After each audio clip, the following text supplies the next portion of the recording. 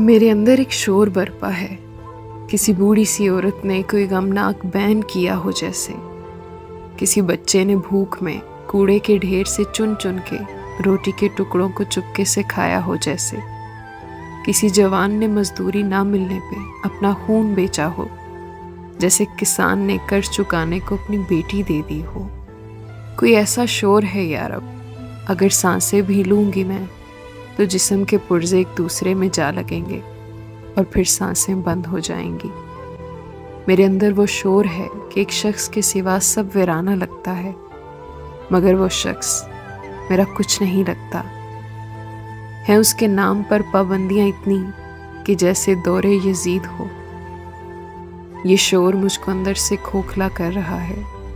मेरे होंठों पे जुम्बश है, मगर लफ्ज़ों की मैयत पर कोई बैन होने को तैयार ही नहीं होता। मेरे दिल में रखी सभी मोहब्बत की पुरानी मैयतों से बू आने लगी है। खुदारा अब तो रहम कर। इन सब लाशों पर इश्क के इतर को छिड़क कर मैंने कई बार खुद को बहलाया है, मगर कुछ दर्द ऐसे हैं, मगर कुछ शोर ऐसे हैं जो कब्रों में सुकून पाएंगे, हमारे साथ ही मर जाएंगे। मेरे अंदर एक शोर बरपा है।